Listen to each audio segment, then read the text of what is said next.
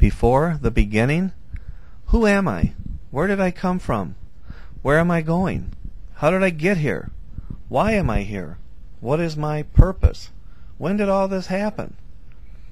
Wow. Now there are some original questions.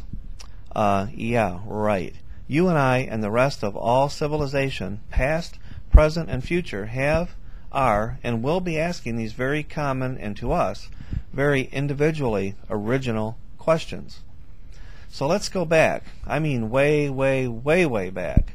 Back past whatever you think of as the beginning, or back before whatever it was that was in your mind that was the first stuff or energy or whatever. Before the Big Bang, before anything. Now clear your mind and ask yourself this question. What are the options? There are only two. Yes, only two. And they are impossible. Yes, that's right, impossible. Either everything came from nothing all by itself, is that possible? Or everything has always existed all by itself. How possible is that? Think about it. You and I know this is absolutely impossible for something to come from nothing or to have no beginning, right?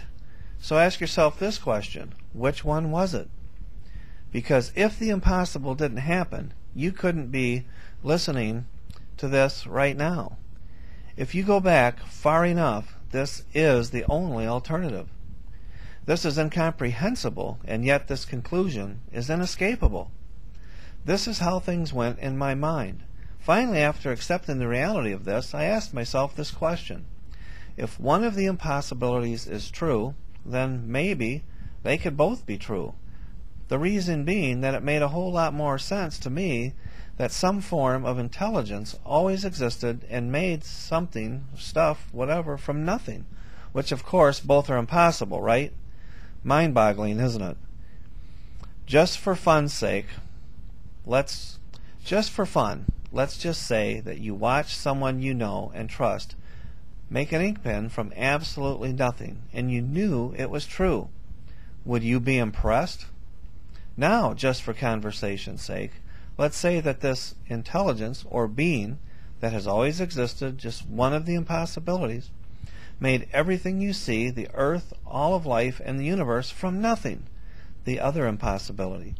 What kind of limitations could you put on a being like that? What couldn't a being like that do? Now again, just for the sake of conversation, we imagine this being is the God of the Bible. Could he do any of the miracles spoken of?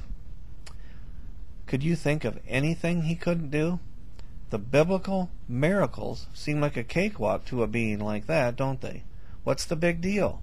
To God, the miracle or supernatural wouldn't exist because everything he did would be natural to him. Would it also make sense that if this being cared or even loved what he had made, that he might tell us some of the answers to the questions he knew we would ask? Might he give us some rules to live by and maybe write a book for us? Please give this a little thought, because the stakes are pretty high. You might live a long time, but you will be dead a lot longer. For God so loved the world that he gave his only begotten Son, that whosoever believeth in him should not perish but have everlasting life. Thank you.